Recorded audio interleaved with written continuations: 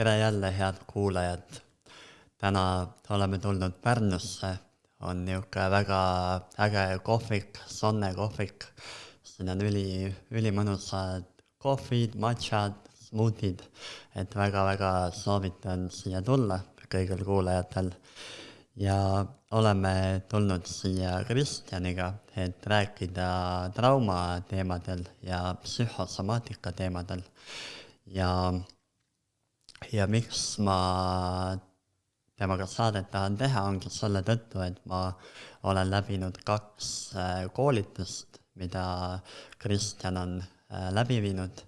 Ja need ongi olnud trauma ja psühhosomaatika teemadel.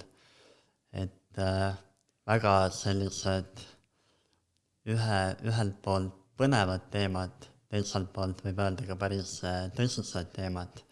Et kõik psüühilised häired, mis on tänapäeval, et neid on küllaltki palju. Ja kõigepealt tere, Kristjan. Tere. Ja võib-olla kuulajatele, kes sind ei tunne, et millega sa igapäevaselt tegeled ja mis sinu nii-öelda taust on, kus sa tuled? No, mina töötan ikkagi psühholoogi, psühhoterapeudina ja minu taust on analüütiline psühholoogia ehk jungiaanlus. Aga mul on laiem taust ka, natuke selline kultuuri ja filosoofia taust ka, nii et üldinimlikud maailmad on mulle tuttavad. Ja kus sa õppinud oled või kuidas sinu selline õppimine välja on näinud? Ma olengi õppinud, mul on 1 kraad psühholoogias ja teine filosoofias ja oma teraapia õppe tegin siis analüütilise psühholoogia seltsis. Tallinna Ülikoolis?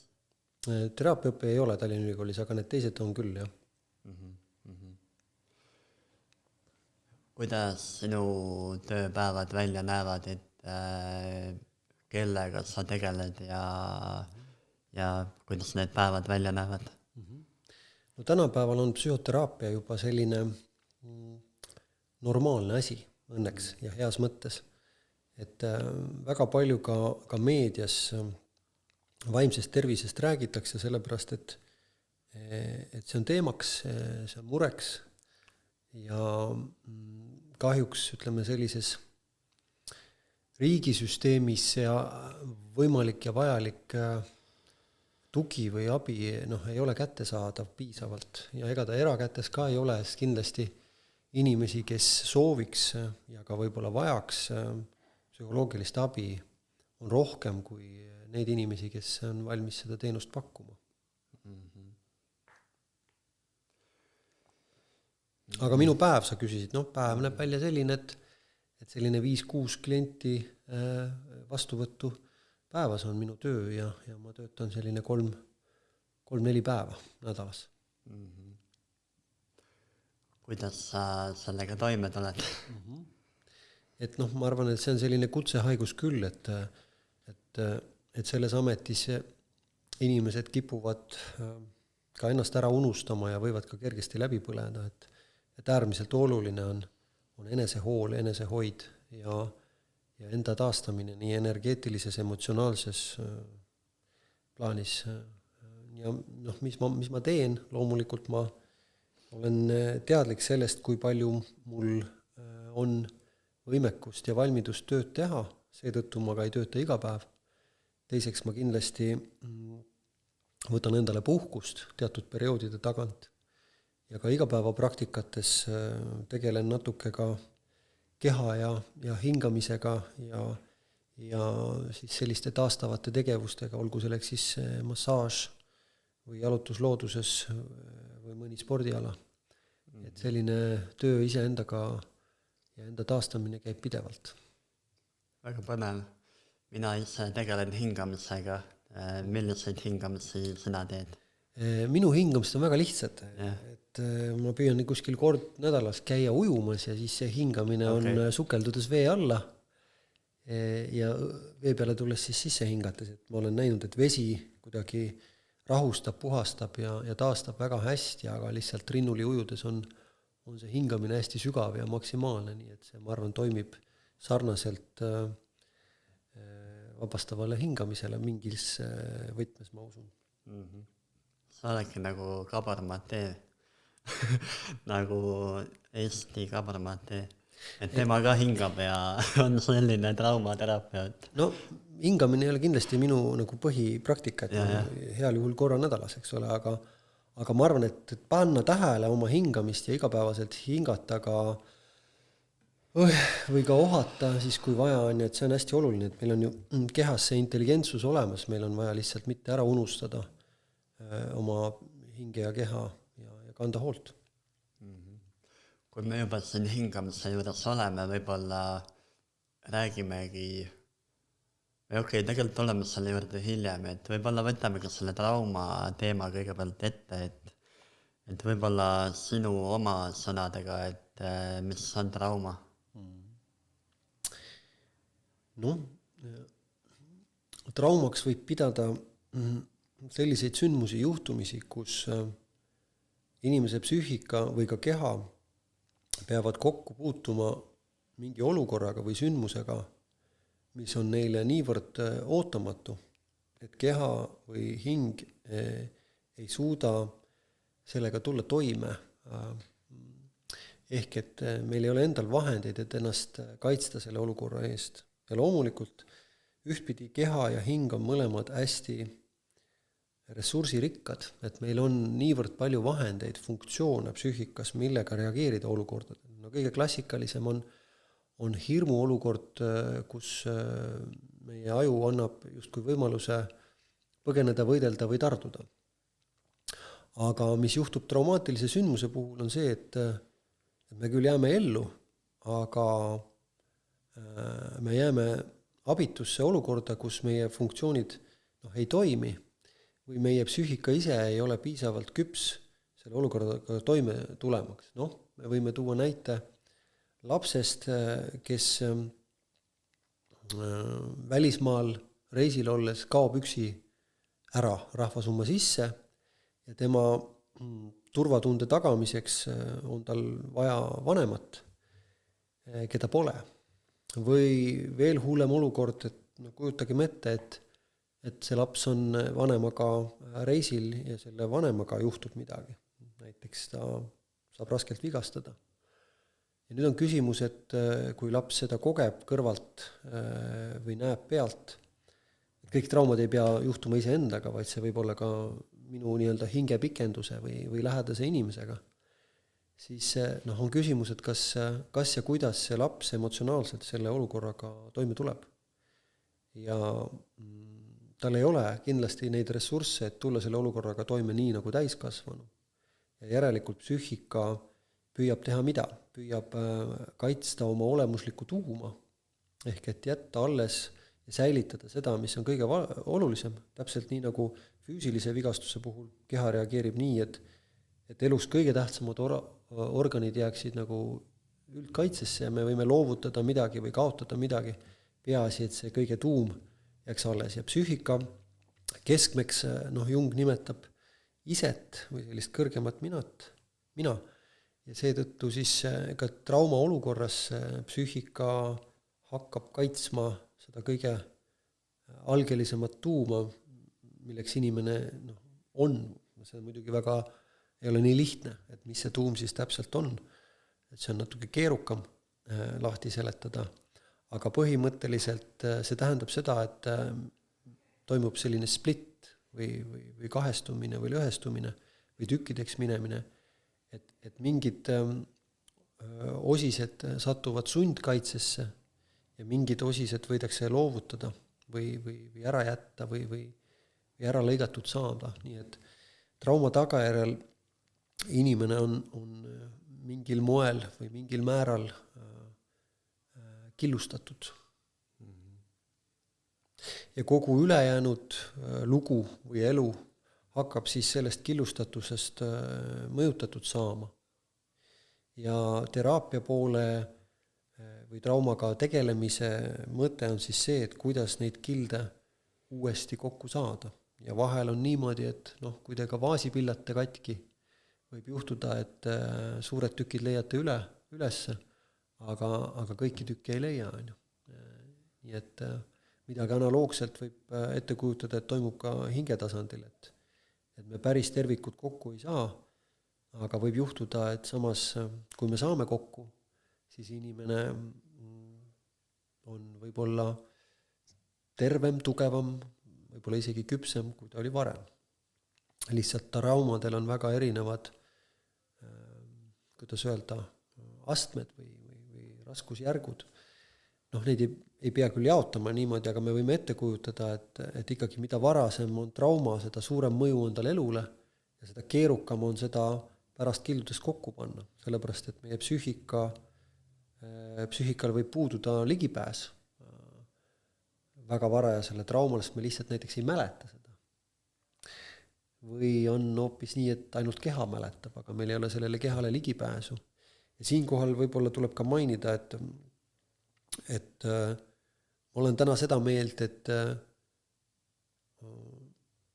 selline klassikaline psühhoteraapia ei pruugigi kõikide traumade puhul olla võimalik või edukas. Et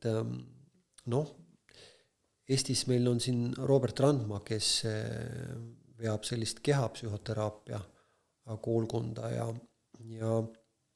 seal see koolkonna nagu selline üks idee on ikkagi see, et sellise väga varajase trauma puhul ka närvisüsteemis toimuvad sellised fundamentaalsed muutused ja organismis tervikuna. See tähendab, et see keha on see, mis salvestab ja jätab järelikult ka ligipääs ehk teatud transformatsioon on võimalik läbi keha ja siit me võib-olla jõuamegi selle keha ja hinge seose juurde ka, et need trauma on ehe näide olukorrast, kus ka keha ja hing võivad olla nagu kaheks löödud ja selle taasühenduse otsimine on väga oluline, aga paraku tihtipeale väga raske. Ja seda on ju ka puhtalt vaatluse pealt ka igapäevaelus tunda, või näha, et inimestel, kellel on elus olnud väga raskeid kogemusi, et nende kehad või ka selline suhtlus on võib-olla rohkem kinni või suletud. Sellepärast, et psüühika on nii tark, et ta püüab ennast kaitsta ja vältida olukordi, kus see traumaatiline olukord võiks uuesti korduda. Samas paradoksaalselt mingi teine osa psüühikast võib juhtuda, et just nimelt otsib selle trauma kordust selle mõttega, et selles korduvas olukorras juhtuks midagi teisiti. Inimesel oleks võimalik nüüd võib-olla uues valguses või uues kontekstis või uute ressurssidega tulla sellest olukorrast läbi. Paraku reaalsus on see, et alati see ei õnnestu ja vahel võib toimuda nii-öelda retraumatiseering, et inimene saab veel hullemalt pihta ja läheb veel hullemalt lukku või kinni. Et igasuguseid võimalusi on, kuhu ja kuidas trauma võib mõjuda. Kui meid kuulab keegi, kellel on trauma ja ta soovib hakata seda tervenemise teekonda läbima, et millised sinu soovitused on erinevate praktikate või teraapiate näol? Me peame aru saama, et see trauma on enamasti mitmetasandiline, mitmekihiline ja kuna ka psüühika on hästi mitmetasandiline, siis need, nagu kui me võime ette kujutada maavärinat, et kui toimub maavärin kui katastroof ja meil on mitmekorruseline maja, siis selles majas võivad viga saada nii konstruktsioonid, nii erinevad korrused, nii mööbel seal sees kui inimesed seal sees. Et kui me kujutame analoogiat nagu psüühika mõttes, siis psüühikaga samamoodi. Et tuleb vaadata, et millised on kahjustused, kui suured on hävingud. Ja alustada saab sealt, kus on võimalik alustada. Ehk sealt, kus ei ole ohtlik. Et kui me mõtleme maavärina katastroofi järgsete koristustööde peale või inimeste otsingute peale, siis peab olema hästi ettevaatlik. Et võib juhtuda, et me otsingu käigus võtame mingi tala maha, mille tõttu variseb kõik alles jäänudki kokku ja need, kes seal all rusude all on, saavad surma. Et samamoodi on psüühikaga lähenemisel, et me ei saa minna suure jõuga kellegi ellu ja traumaatilisse tausta sekkuma. Et see on pigem selline, kui me mõtleme arheoloogide peale, et kui nad leiavad maa alt varemed või mingisugused jäänused on ju, siis nad lähevad pintslitega, eks ole, juurde. Ja teine asi on see, et see trauma olemus võib olla inimese jaoks täielikult teadvustamata, et ta ei teagi, mis temaga on juhtunud.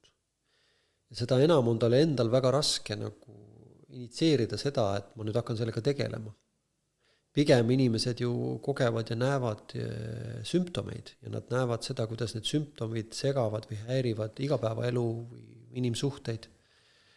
Et siinkohal võib-olla väike eelinfo, et siin lähiajal 16. oktoobril algabki mul paarisuhte psühholoogia kursus, kus ma kindlasti ka puudutan seda, kuidas see pakett, elukogemus, traumaatika, millega me tuleme, millest me koosneme ja millega me paarisuhtesse astume, kuidas see kõik tuleb paarisuhtes tihtipeale vaikselt pinnale. Nii nagu me merepõhjast või setete vahelt võime hakata leidma ka jäänuseid eelnevast olnud elust. Ja tihtipeale paarisuhe on just nimelt see koht, kus traumaatilised aspektid tulevad pinnale ja kui me ei oska siis, kui me ei saa aru, mis need on, kus need on või et need on minu omad, siis juhtubki see klassikaline asi, et me hakkame probleeme ühtpidi välja elama teise peal, teine osutub selliseks sihtmärgiks ja teistpidi me hakkame probleemide põhjuseid või probleemi endid projitseerima teisele. Et need on sellised tüüpilised asjad, mida me suhetes teeme, aga kui me ei tea, et need asjad võiksid tegelikult informeerida meid sellest, mis meie endiga on juhtunud, siis selle tulemus võib olla see, et suhted purunevad või kindlasti ei küpse. Nii et väga huvitav aspekt traumaatika osas on ka paarisuhe ja see, kuidas see hakkab seal pinnale tulema. On mingi nagu praktikaid, mida soovitaksid kuulajatele mingi, et neid on tänapäeval väga palju tekkinud.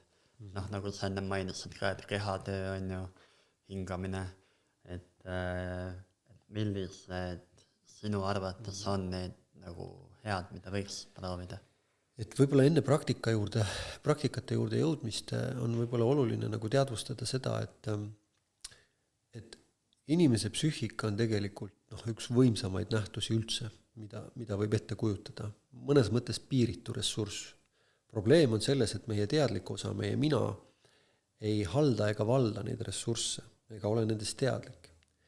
Nii et selles mõttes ma ütleksin niimoodi, et kui me räägime traumadest või traumadega tegelemisest või traumatööst, siis see ei ole juhuslik, millal inimene näiteks pöördub psühhoteraapiasse või hakkab otsima lahendust või tunneb ära, et midagi mu elus nagu ei toimi või ei tööta. Ja ma ei saa aru, miks, või ma ei saa aru, kus need põhjused on. Et see tavaliselt saabub sellel hetkel, kui inimene on jõudnud elus sellisesse perioodi, kus tal on juba ressurssi sellega tegelema hakata. Nii et võib-olla see esimene mõte on mul siin, et tuleb usaldada oma sisetunnet. Ja kõige klassikalisem näide, millal inimesed tulevad ja millal nendest traumadest saadakse teadlikumaks või nad hakkavad nagu nähtavale teadvustatud saama, on võib-olla keskiga kriis. Sest et siis juhtubki see, et mingil põhjusel on elus need asjad juba valmis saadud, millele see ego tasandi fookus on olnud, näiteks teha karjääri, luua perekond, saada teada, kes ma olen nii-öelda selles ühiskondlikus plaanis. Ja siis tekib selline tühimik või selline vaakum või selline hetk, kus justkui ei olegi enam midagi teha, kõik on nagu valmis. Ja siis võib juhtuda, et on see võimalus, kus sügavustest tuleb pinnale nagu see, kas tunne või kehaline aisting või mõte või valu, mis viitab millelegi, mis on juba toimunud. Ja selline, ma arvan, väga loomulik reaktsioon sellele on see panna kähku kinni tagasi või põgeneda selle eest ära.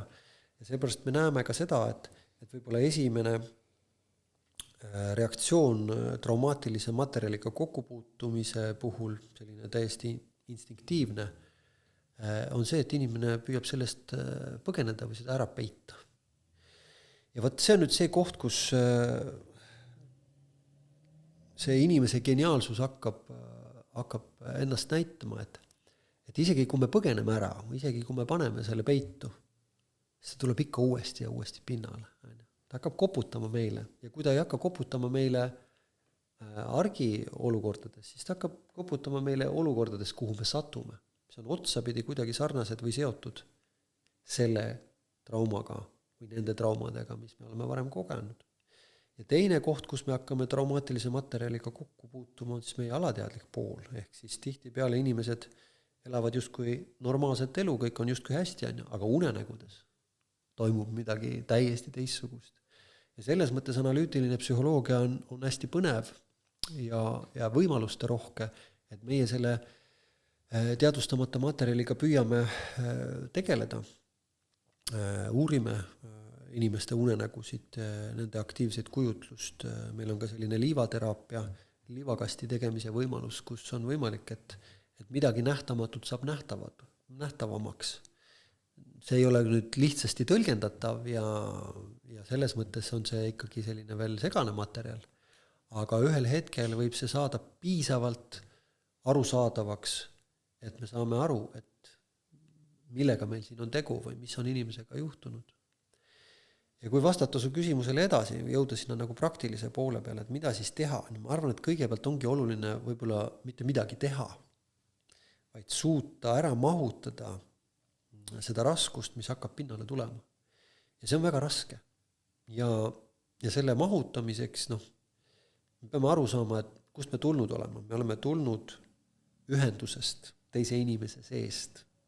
Ja me oleme üles kasvanud, meie varajane lapsepõlv on olnud puhtalt suhtepõhine. Me oleme täielikult sõltuvad oma emast või vanematest. Järelikult, ja muide, varased traumad peaasjalikult ongi ka suhtetraumad. See tähendab, et midagi on juhtunud lapse või ema vahel. Näiteks selline hülgamiskogemus. Järelikult, kui trauma on sündinud suhtetasandil, siis loogika ütleb, et ta peaks saama ka tervendada suhtetasandil. Nii et ma arvan, et see esimene praktiline asi, mida traumat teadvustades inimene saab endale teha, on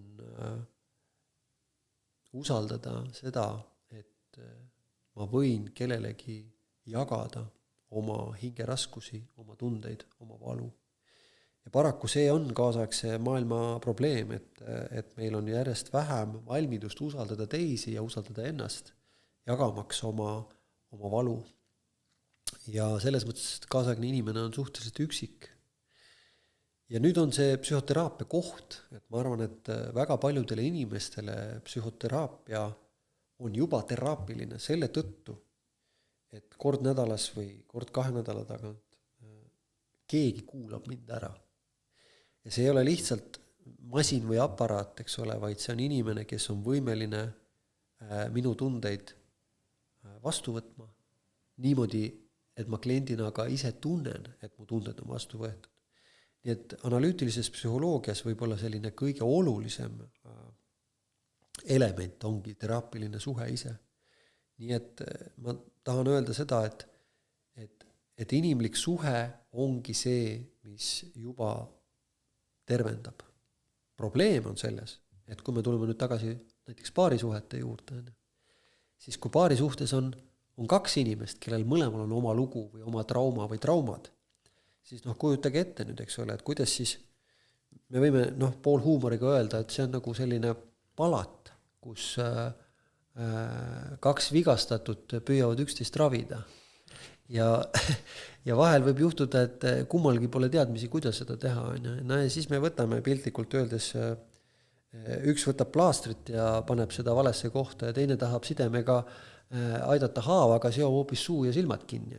Midagi sellist me võime ette kujutada, mis on paari suhtes nagu selline tavaline. aga seda kõiki sellest kõigest on võimalik teadlikuks saada ja edasi liikuda.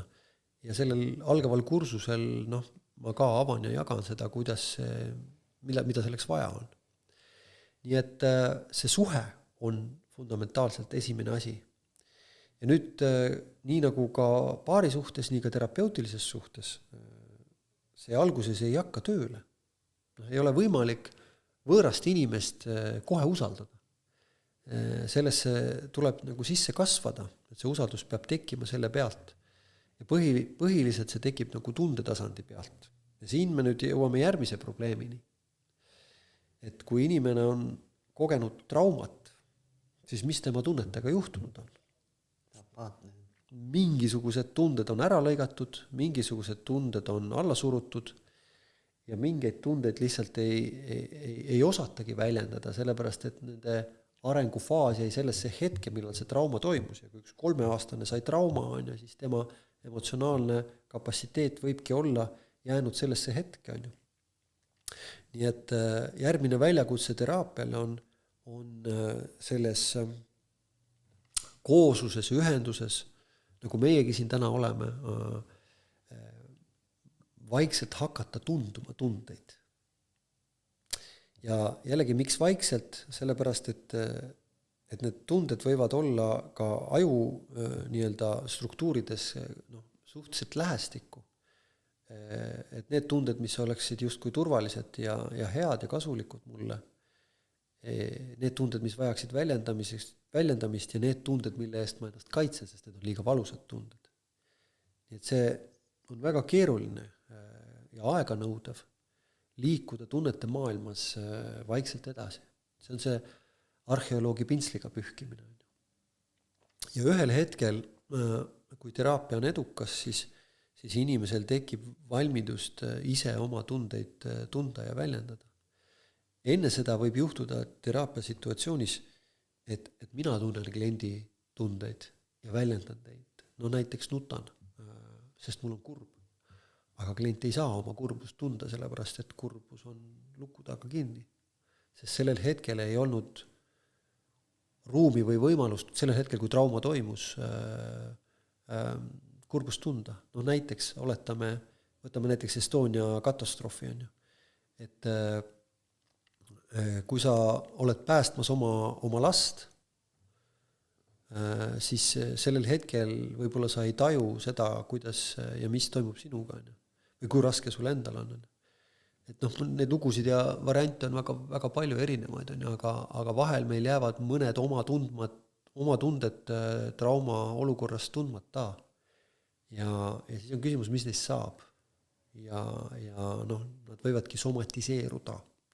Et sa tahtsid jõuda ka psühhosomaatika juurde, et ma arvan, et sellise traumast tuleneva psühhosomaatiliste problemaatika aluseks on just nimelt see, et mingid välja elamata tunded või tundmata tunded otsivad kohta. Kui me kujutame ette, et see kõik on üks füüsikalises mõttes energia. Energia jäävusseadus nagu kehtib, see tähendab seda, et kui me kuhu midagi surume rõhu alla, siis ta peab hakkama kusagilt mujalt välja pressima. Ja kui sellises emotsionaalses või hingelises pooles ei ole parasjagu ressurssi ega võimalust selle väega kokku puutuda või seda energiat ventileerida, siis see keha võtab üle. Ja see jällegi näitab, kui geniaalne on inimese organism, et kui ta ühest kohast ei saa, siis ta proovib teisest kohast. Ja selles mõttes suur hulk psühhosomaatilistest sümptomitest, peavalud, seljavalud, kõhu asjad ja nii edasi, võivad olla seotud sellega, et traumast tulenevalt teatud emotsionaalne pool, mis ei suuda väljenduda, proovib seda teha läbi keha. Ja selle tunnuseks ongi see, et kui inimene läheb arsti juurde oma somaatilise probleemiga, siis arst ütleb, et jah, mõistan küll teie valu ja selgitusi, aga uuringud näitavad, et teil ei ole füüsiliselt midagi viga. Ja õnneks on täna arste, kes suunavad siis ka psühholoogi või psühhoterapeudi juurde, et uurida edasi.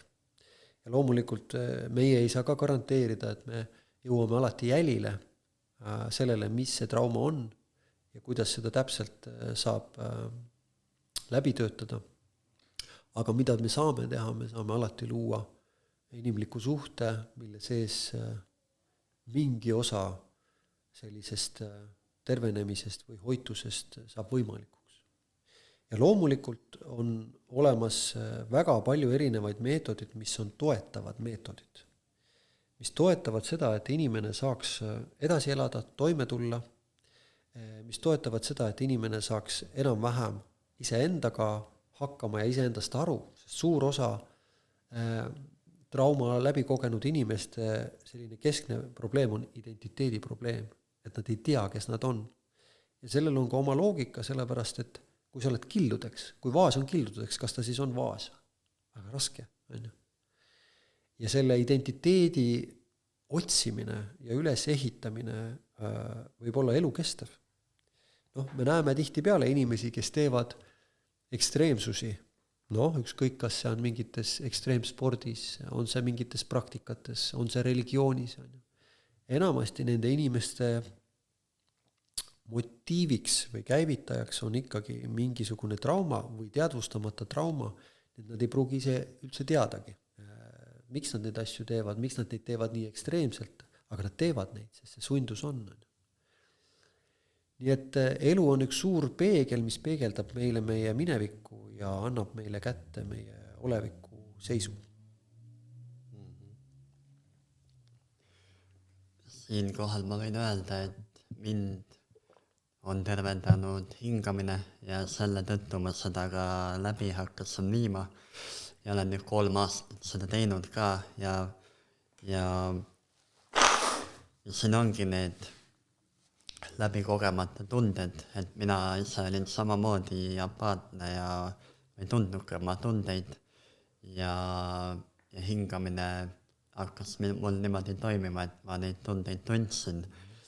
Me alati nagu ei pane nendele tunnetele nagu sõrme peale, et mis või kus see tunne tuleb, aga väga tihti seal hakkavad pisarad voolama ja hakkab keha värisema ja need kehaga kontakt ka nagu suureneb. Ja samuti ka see alateadlik teema, millest sa ennem rääkisid, et hingamise käigus sain kontakti ka oma alateadmisega, läbi selle, et ajulained lähevad väga madalaks ja muidugi muutunud teadvuse seisund ka, on ju, et hingamine siis aktiveerib seda D-molekuuli meie kopsudes ja läbi selle me kogeme seda muutunud teadvuse seisundit. Ja mida ma väga paljude klientide peal olen näinud, ongi see, et inimesed tervenevadki oma keha valudest läbi hingamise, et nad seal protsessivad oma need läbi tundmata tunded läbi ja läbi selle, kui me need nii-öelda psüühilised protsessid läbi teeme, siis hakkavad ka need kehalised valud nagu vabanema. Et oligi üks selline jalgpallur, kes tegi röövassepa juures operatsioonid, kõik asjad, kõik, mida võimalik teha oli ja valu lihtsalt ei kadunud ära ja ei saanudki nagu väljakule ja 2 hingamisega hakkas mängima nagu.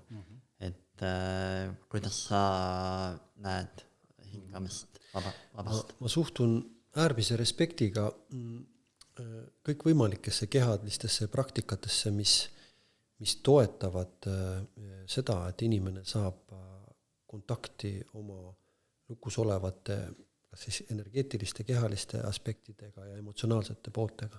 Et iga võimalus ventileerida on teoreetiliselt hea, aga teine pool on muidugi see, et kui me saame mõne sügava traumaatilise osisega kontakti, siis jungiaanlikus plaanis, kuna see trauma tuum või trauma olemus on seotud ka sellise arhetüüpse või alateadliku materjaliga, siis võib juhtuda, et kui see avaneb, siis sinna ei tule lihtsalt see, et me saame piltlikult öeldes selle halva tunde maha laadida, vaid sealt võib tulla sekka ka muud materjali, mis on selline arhetüüpne. ehk siis öeldakse isegi, et ka teemonid võivad saada lahti pääseda selliste süvatasandite puhul. Ja nüüd on see küsimus, et kes hoiab või vastutab selle eest, kui see juhtub, on ju. Ja võib-olla selle kõige äärmuslikum näide on siis psühhoos, mida me näeme, et tihtipeale, mitte tihtipeale, aga vahel juhtub, kui inimesed katsetavad ja proovivad ja praktiseerivad ka oma ainete kaudu teadvuse muutunud seisundit eesmärgiga võib-olla ennast ravitseda. Ja noh, see on siuke kahe otsaga asi, et ühtpidi tõesti võib väga kiirelt saada ligipääsu ja vabaneda millestki. Aga teisest küljest võivad selle vabanemisega kaasa tulla ka sellised osised psüühika süvakihtidest, mida meie ego, meie teadlik tasand, ei ole valmis ega võimeline koos hoidma. Ehk me võime öelda, et psüühika teadlik pool võib alateadvuse poolt olla siis üleujutatud, mis omakorda võib olla traumaatiline. Inimene võib tavamõistes siis nii-öelda hulluks minna. Aga et seda ennetada, selleks siis ongi hästi oluline, et see, mida tehakse, kuidas tehakse ja millal tehakse, et see psüühika oleks selleks valmis. Ja see valmiduse üks oluline kriteerium on tegelikult tugev ego.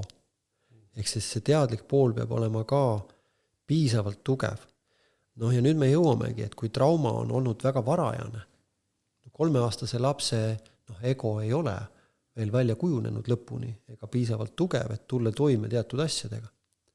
Aga kui me siis sellise uuesti traumaga kontakti minnes emotsionaalsel tasandil jõuame selle lapse juurde endas, kes on 3-aastane, siis on küsimus, kas ta tuleb toime selle materjaliga, millega ta uuesti kohtub.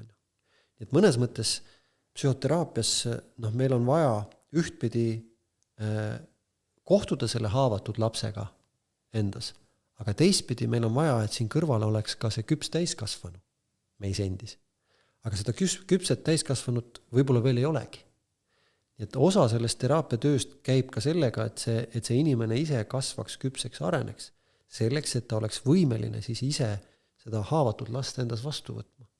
Just nimelt ise, mitte läbi kellegi teise, mitte minu kui terapeudi, või mitte läbi mõne ime või mõne aine, vaid just nimelt ise. Et see on väga kriitiline koht ja selles mõttes ma väga pooldan neid praktikaid, mis on hästi turvatud ja hoitud ja mille tõenäosus, et inimene läheb uuesti katki või saab üleujutatud mingisuguse psühhootilise materjali poolt, et need oleksid nagu võimalikult välistatud. Ma ise olen selliste kehaliste praktikate osas väga edukalt kogenud ja ka natukene õppinud sellist tantsuteraapia vormi nagu biodanza. Ja seal olen küll saanud ka ise kogeda väga võimsate ja varajaste täiesti teadvustamata tunnete vabanemist. Ja selle tantsupraktika võib-olla võlu minu jaoks oli just nimelt see, et ta oli hästi turvaline. Et seal on selline ringi meetod, alati tullakse ringi kokku, mis ring on terviklikkuse sümbol, ring on ka üsa ja sa oled alati selles hoituses, et mis tahes praktikat tehakse, see lõpeb sellises hoituses, et see turvalisus on tagatud, kusjuures veel lisaks õpetaja vastutus on see, et kui kellelgi ikkagi toimub väga võimas protsess, et ma olen kõrvalt näinud mitmeid selliseid kokkuvarisemisi, siis sellega tegeletakse ja teatakse ka, kuidas tegeleda. Et vahel, näiteks mõningate ainete rituaalsetel praktikatel võib juhtuda, et kui inimene langeb psühhoosi, siis ma ei ole täiesti kindel, kas täna Eestis kõik nende praktikate pakkujad on teadlikud, kuidas sellises olukorras käituda ja mida teha. Õnneks saab alati ka kiirabi kutsuda ja seda ka enamasti tehakse. Ja need inimesed jõuavad teistsuguse abi juurde, aga see on jälle siuke riski küsimus. Siiani on mingi aeg mul läks lugemine segi, aga üle 5000 inimese juba käinud rännakutel. Ja siiani ei ole nagu olnud selliseid juhtumeid. Sa mõtled hingamisega? Hingamisega, jah. Ma arvan, et hingamine on ka natuke turvalisem kui mõni aine. muidugi. Kas sul on mingi selline andmebaas või kuidas sa märkad, et kas ärevus ja depressioon suureneb väga kiire hooga ja ennem kui sa vastad, ma panen selle ribi seal ette. Kas sa märkad, et ärevus ja depressioon kuidagi aina suureneb, on olemas mingi andmebaas, mis seda väidab või üleüldiselt jah, kuhu me psüühiliselt liigume nagu? Statistikat on igasugust, aga ma olen alati skeptiline ka selles osas, mida see statistika väljendab. Ja pigem ma täna usaldan ikkagi seda nii-öelda subjektiivset statistikat, mida ma näen läbi oma töö. Ja seda, mis muutusi ma näen ka oma töös ja kuidas ma tõlgendan seda ise. Nii et ma ei tea maailma statistikat, aga loomulikult see sisetunne ütleb, et midagi siin maailmas praegu toimub. Võib-olla see on lihtsalt see, et inimesed on saanud teadlikumaks sellest, mis nendega toimub. Et ma arvan, 20 aastat tagasi meil ei tulnud telekast iga kanali pealt vaimse tervisega seotud saadet. Täna on, et see on kogu aeg õhus. Ma arvan, 20 aastat tagasi kõik sõnad, mis algasid sõnaga psühhiaater, psühholoog, nad olid sellised nagu ikkagi kahtlased, hirmuga võetavad kohad, kuhu nagu ei tahtnud sattuda. Täna nende mõistete taga on kohad, kuhu on suhteliselt hea ja turvaline minna, ma julgen väita. Nii et selles mõttes on väga palju selliseid kultuurilisi muutusi, mis on nagu taustaks. Aga kui me tuleme nüüd depressiooni ja ärevuse juurde, siis eriti kui me räägime trauma kontekstis, siis ma arvan, et võib-olla ei peaks kiirustama depressiooni ja ärevust tõlgendama kui ainult ühte paha asja, mis tuleb meie elu segama. Ja ma arvan, et just nimelt traumaga seoses, et depressioon ja ärevus võivad olla ka sõnumitoojad või signaalid. Nad võivad meile koputada uksele ja öelda, et kuule, midagi toimub, millelegi oleks vaja tähelepanu pöörata ja võib-olla oleks vaja midagi teisiti teha. Ja ka minu töös, eks ole, kui kliendid tulevad näiteks ärevust sümptomite ja teemadega, loomulikult olenevalt sellest, millises astmes need on. Vahel on vaja suunata ka arsti juurde, et saaks selle kontrolli alla, võib-olla ka ravimi toel. Aga tihtipeale me liigume selles suunas, et inimene oma ärevust püüaks mõista ja püüaks aru saada, kus on selle ärevuse juured. Nii et ja tihtipeale need juured võivadki olla mingis lahendamata teemas, sündmuses, olukorras või konfliktis. Ja depressiooni puhul samamoodi, et depressioon on ju mõnes mõttes kaitse. See on ka nagu lukku minek või enda välja lülitamine. Mida ma siis kaitsen ja miks? Et nendest asjadest teadlikumaks saamine, nendesse uurimine tegelikult rahustab inimest. Et kui inimene on aru saanud oma ärevuse põhjustest, siis tema ärevus minu kogemusel väheneb. Nii et üks osa terapeudi tööst on ka mõnes mõttes aidata kliendil saada teadlikumaks üldse sellest, et kes ta on, kus ta tuleb ja mida ta oma elus on kogenud. Nii et ma ei lähene kunagi ärevusele ega depressioonile oma töös nõnda, et need on nagu halvad asjad, millest peab kiiresti lahti saadma, vaid pigem on need olulised asjad, mida tasub püüda mõista.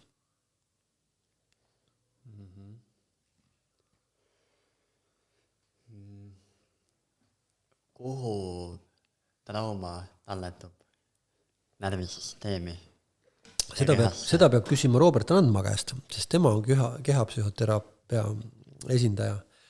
Aga kui ma jungiaanlikult läheneksin, siis võib-olla mu mõtted lähevad järgmistesse kohtadesse. Et ma ei tea, kas ta üldse talletub jungiaanlikus mõttes, et võib-olla ma ennem rääkisin sellest, kuidas trauma lõhestab ja paneb inimese sellisesse totaalkaitsesse, kaitsmaks oma tuuma. Et selles mõttes me võiksime öelda, et mida trauma teeb, et ta tükeldab või viib inimese nagu laiali. Ja teistpidi kontsentreerib, et viib inimese sellele tuumale hästi nagu tuuma juurde. Ehk et maailm jääb hästi kitsaks. Et traumakogemusega inimesel on väga keeruline tegelikult usaldada maailma. Sest et maailm on ohtlik. Nii et sa küsisid, et kuhu ta talletub?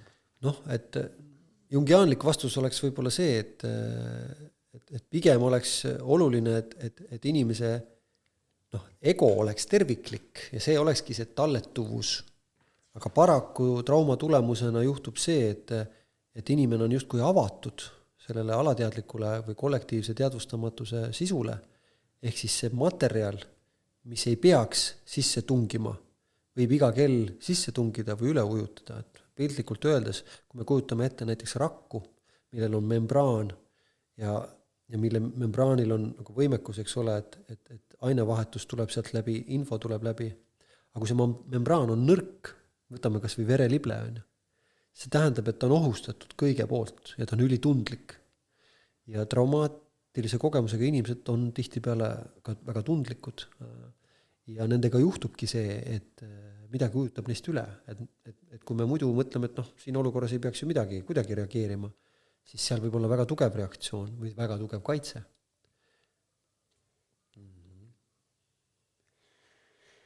Ma olen endale kirja pannud siia, et suur valupunkt on armastuse puudus. Et võib-olla kuidas, jällegi võib-olla küsida, kuidas seda nagu ravida või saab seda endale pakkuda armastust? Muidugi me võiksime siin tund aega arutada, eks ole, kuidas me seda kontseptsiooni mõtleme nii, et me enam-vähem ühel kanalil oleksime. Aga ma läheneks sellele võib-olla ikkagi läbi sellise varajase trauma ja läbi selle, millele ma juba vihjasin, et kust me tulnud oleme, et me oleme tulnud ühendusest, kiindumusest, kiindumussuhtest. Kui seda pidada selliseks fundamentaalseks armastuse ja ellujäämise algeks, seda, et me oleme teisest inimesest sõltuvad ja ühenduses, siis osa traumadest ongi ju varajase lapsepõlve traumad. See tähendab, et see baasiline suhe, mis peaks andma meile elujõu, garanteerima meile turvalisuse, et see on kuidagi nihkes või rikutud või lõhutud, on ju. Siis me võime ka öelda, et see armastuse kogemus on mõnes mõttes kildudeks. Ja loomulikult see tingib selle, et inimene kas loobub üldse armastuse otsimisest või inimlike suhete loomisest, ta radikaliseerub, külmub, muinasjuttudes me näeme sellist külmumise motiivi lumekuningannat, või siis vastupidi, et ta jääb meeletusse otsimisse, eks ole. Ta jääb lõputult otsima, nagu ma mainisin võib-olla ekstreemsportlaste puhul, võib-olla inimeste puhul, kes lähevad, kolivad Eestist ära, otsivad ikka jälle uuesti nagu paremat elukohta, aga mitte kusagil ei saa rahu, on ju, hinges, on ju. Et need sellised impulsid on need, mis on siis tagajärjed sellele. Aga mis see siis lahendus on? Et armastuse leidmisele on mõnes mõttes mõned olulised komponendid ja selleks üks on, ma ikka ja jälle tulen selle tugeva ego juurde, et inimene peab saama kätte mingisuguse toimiva, teadlikus poolest toimiva terviku. See terviklikkuse tunne on niivõrd oluline. Ja see on ka täiskasvanuks saamise üks eeldus, et ma kogen ennast tervikuna, ma tean, kes ma olen. Ja varajast traumat kogenud inimesel on see väga keeruline. See ongi tema sisemine võitlus, ta ei tea, kes ta on, ta pidevalt otsib. Teine osa armastuse kogemusest on võib-olla see, et kas ma hakkan maailma uuesti usaldama, kas ma saan teist inimest uuesti usaldama, seda inimest, kes on mind hüljanud, seda tunnet, et mind on hüljatud. Et see on väga raske, on ju. Ja kuidas ma saan seda siis teha, kui see reaalses elus juhtub jälle, on ju. Ma tunnengi, et ja see on võimendunud veel sellepärast, et mul on see trauma all. Et väga keeruline ja sellepärast on see terapeutiline suhe hästi oluline, sest see on mõnes mõttes erinev. Terapeutilises suhtes mina ei soovi sellelt inimeselt midagi, selles mõttes. Et ta ei pea minust sõltuma, mina ei pea temast sõltuma, aga on võimalik, et ta kogeb seda tunnet, et ta on aktsepteeritud, mõistetud, hoitud, vastu võetud. Nii et see suhtetasand on nagu teine punkt võib-olla selles armastuse teemas. Ja kolmas oluline punkt on see, mida Jung nimetab transcendentseks funktsiooniks. Ehk siis see on see, et kui midagi niivõrd ebaõiglast on minuga juhtunud. No klassikaline näide sellel on ka Jungi selline teos nagu Vastus Iobile, kus võetakse lahti nagu dialoog Jumal Jahvega, kus me näeme, et inimene tunneb seda, et aga miks Jumal on ebaõiglane? Me võime seda sama küsimust esitada nii-öelda mis tahes trauma peale. Et kuidas midagi nii ebaõiglast sai juhtuda minuga. Ja nüüd on nagu kaks varianti, kas see lõhub inimese ära, nii et ta ei suuda seda uskuda, et see on nii juhtunud. Ta ei lepi sellega, ta ei tööta seda kunagi läbi. Või on see vastupidi, et läbi selle kogemuse, läbi selle ebaõigluse, just nimelt hakkab minu usk eostuma. Et just nimelt selle tõttu, et see on ebaõiglane, me saame võime ulatuda millegi kõrgema või suurema juurde, kui me ise oleme. Ehk et see miski, mis on suurem kui mina, võtab minu valus ikkagi vastu. See on see transcendentse funktsiooni üks tõlgendusvõimalus. See on ka see, mida piibel mitmes erinevas loos püüab väljendada, olgu selleks siis Abrahami lugu või Hiobi lugu. Ja me näeme ka seda, et inimesed, kes on elus väga palju kannatanud, nende liikumine on mõnes mõttes selle jumaliku suunas, sellepärast, et nad ise see egotasand ei ole võimeline ja see suhtetasand ei ole võimeline seda niivõrd ränka traumat kokku korjama ja kokku õmblema. Ja selles mõttes ma arvan, et inimese, kui Jung räägib psüühika 4 funktsioonist, mõtlemine, tundmine, aistingud ja intuitsioon, siis ma julgen väita, et on olemas veel 5 funktsioon, mis on kõik võimas. Ja selleks on usk. Ja see ei tähenda pimesi kellegi ideoloogia järgimist või kummardamist, vaid see tähendab just nimelt sellist psühholoogilist seisundit ja võimekust ületada ennast. Ja ma usun, et see on nagu armastuse võib-olla kõik sügavam ja olulisem tuum, sest et ta on võimeline integreerima kõiki neid kilde, millest me oleme läbi tulnud. Ja selles mõttes ma arvan, on õige öelda, et armastusjõud on võimas ja armastus võib päästa. Ainult, et selle armastuse sisud võivad olla väga erinevad. Et tihtipeale me armastuse puhul ju otsime seda, et keegi armastaks meid. Mitte see, et ma kogen armastust hoolimata ebaõiglusest ja valust. Nii et see on nüüd sellise inimese arengu selline suur väljakutse, kas ma olen võimeline armastama. Ilma, et see oleks tingimuslik. Korja puudutan seda ego teemat ka, et kas võib öelda, et see Eckhart Tolle lähenemine, et lase egost lahti ja kuidagi kõik see egost vabanemine, et see võib ohtlik olla isegi. No mul on raske anda hinnangut ja jällegi on see küsimus, et kes mida mõtleb selle ego all. Võib-olla Eckhart Tolle mõtleb midagi muud. Aga kui ma räägin analüütilisest psühholoogiast, siis on täiesti mõeldamatu, et ego peaks ära kaduma või sellest peaks lahti laskma. Sest see on fundamentaalne alges selleks, et üldse psüühika püsiks koos ja et inimese teadlik pool saaks eksisteerida, funktsioneerida ja nii edasi. Aga ma arvan, et see, mida ta mõtleb, on just nimelt see teatav selline usuhüpe. Nii et selles mõttes ma ei arva, et need oleksid nagu sellised vastuolulised kontseptsioonid, lihtsalt see viis, kuidas asjadest räägitakse, on võib-olla erinev.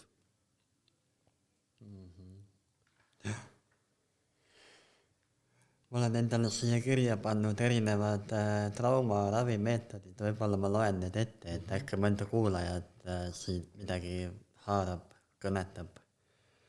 Et ongi suhete teemalised ravimeetodid ehk et kogukonnad, lähedased loomad,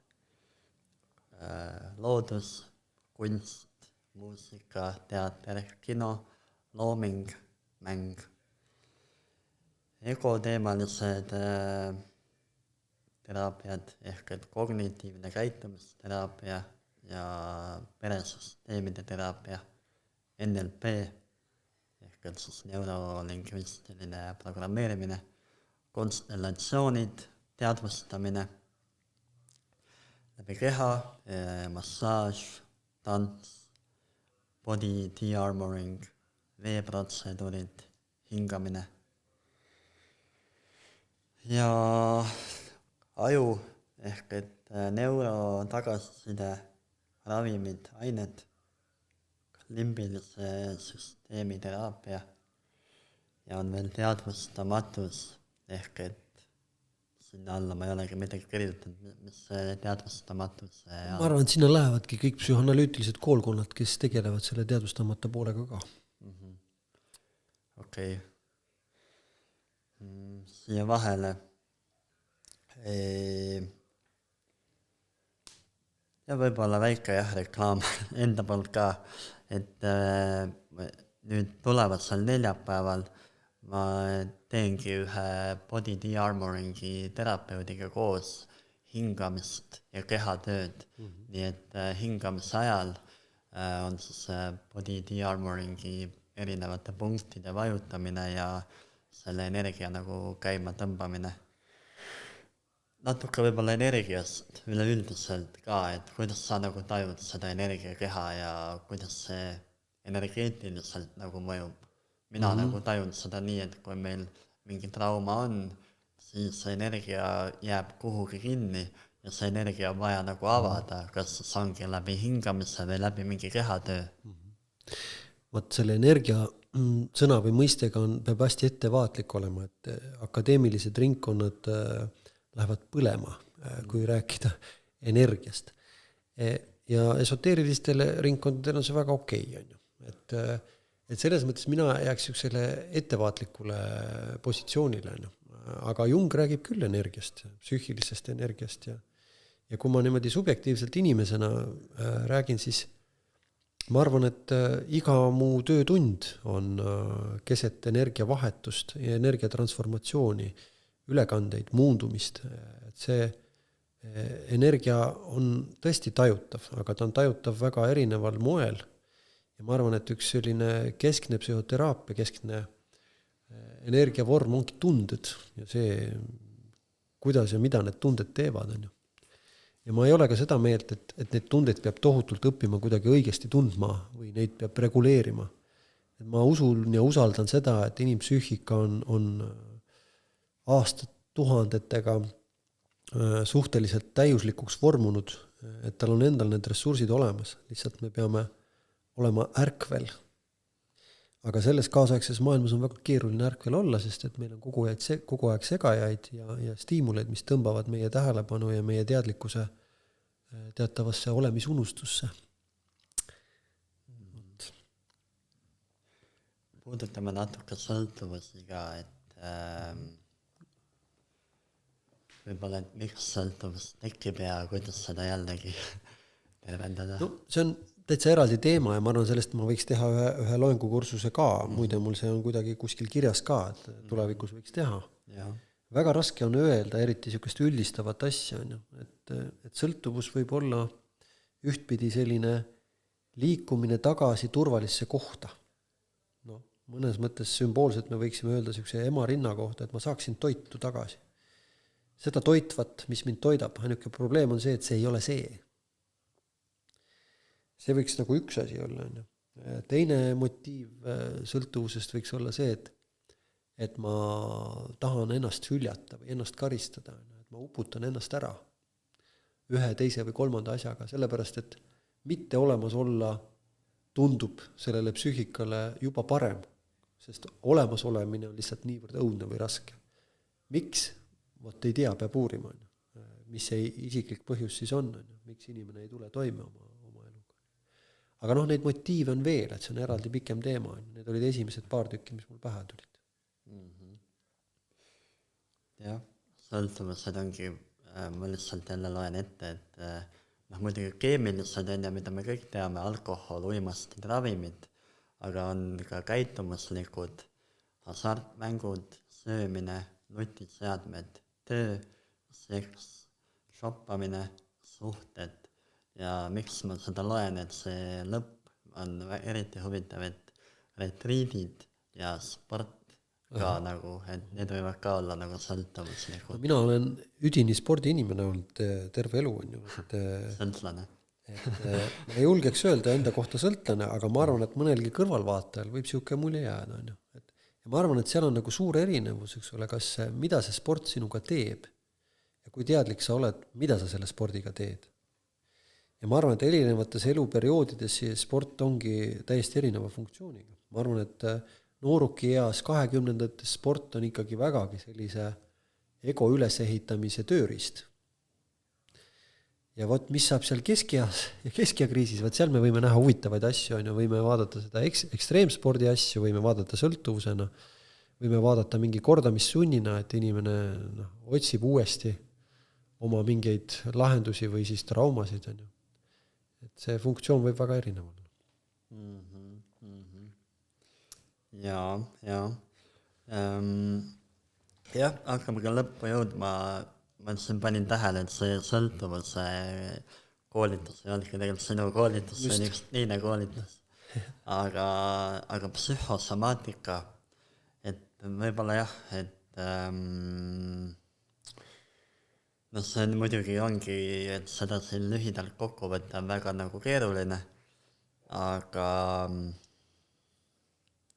millise nurga alt sa hetkel tunned, et seda psühhosomaatikat nagu edasi anda, et siin on kõik need arhetüübid, transcendentaalsed tasandid, teadvuslik tasand, materiaalne ja arhetüüpne tasand, on ju. Võib-olla seda kõike lahti seletada, võib-olla selleks on vähe aega, aga no jah, ma arvan, et päris täpselt ei jõua sinna süveneda, aga igapäevases töös, nagu ma ennem juba mainisin, ikka tuleb ette olukordi, kus inimesel on, ja mul ka endal on vahel, sümptomeid. Ainuke erinevus on see, et kui klassikaliselt näiteks ärev inimene tuleb sellise sümptomiga, siis tal tekib veel terviseärevus. Tal on veel lisaärevus selle tõttu, et ta ei tunne ennast oma kehas kodus. Kui mina saan endale psühhosomaatilise sümptomi, siis on see mulle hästi põnev. Et ma püüan kohe aru saada, et tõlgendada seda kui sümbolit ja mõista, et millest see võiks kõneleda, mis sõnumid see võiks mulle anda või mis mu elus on praegu siis tasakaalust väljas või mida ma teen endaga vastuolus, et mul selline sümptom tuleb. See ei tähenda seda, et alati peaks kõik olema nii-öelda see, kogu somaatika peaks olema psühholoogilise taustaga. Ei ole nii. Aga kui on ju, et siis tegelikult see on selline põnev avastamise teekond ja ma arvan, et inimesed võiksid julgeda oma psühhosomaatikasse vaadata natuke analüütilisemalt, kui lihtsalt proovida nagu plaastrit peale panna ja nendest vabaneda. Ja oma töös, oma klientidega me oleme päris edukalt ikkagi jõudnud nende põhjusteni ja ka paljud inimesed see sümptomaatika on ära kadunud. Kaasa arvatud ka ärevus, sellepärast, et on jõutud juurpõhjusteni. Jah, las ta siis praegu jääb nii. Immuunsüsteemil ja närvisüsteemil on ajalugu, on ju. Nii on, ma tahan lihtsalt välja tuua. Et see kõik jääb meisse.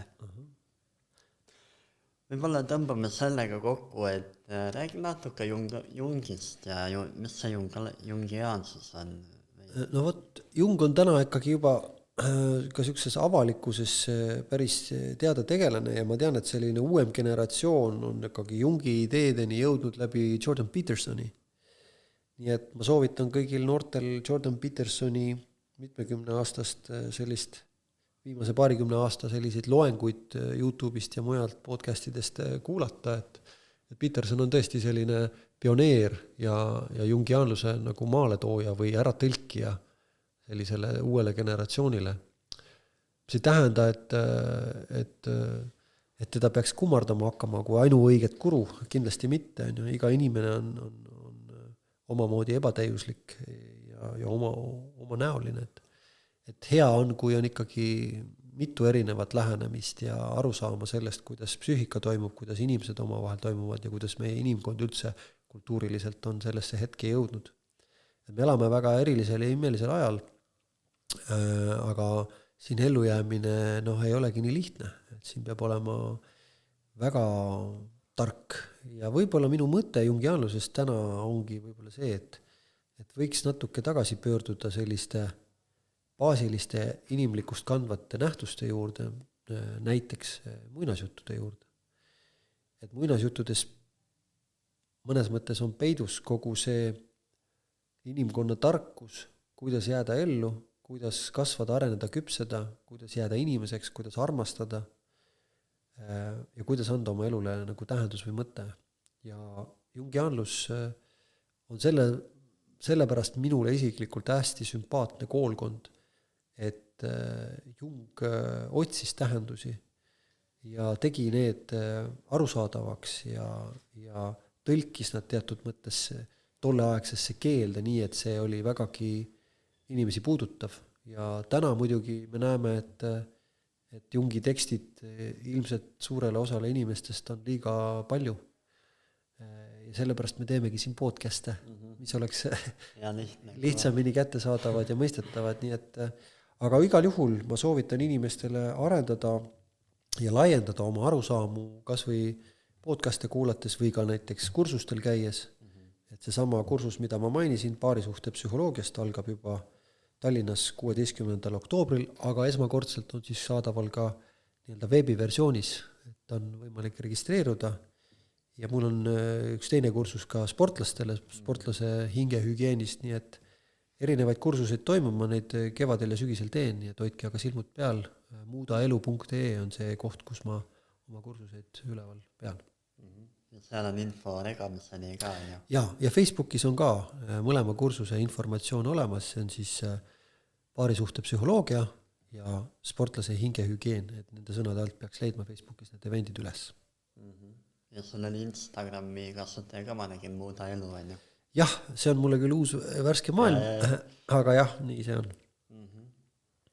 Ja kas selle saate kuulajatele teeme äkki 10 eurot väikse sooduskoodi ka või? Jah, teeme. Vegavad, et kirjutavad aeg maha ja saavad äkki 10 eurot odavamalt. Teeme nii, ma arvan, see on hea mõte. No teeme nii, 16. oktoober hakkab pihta.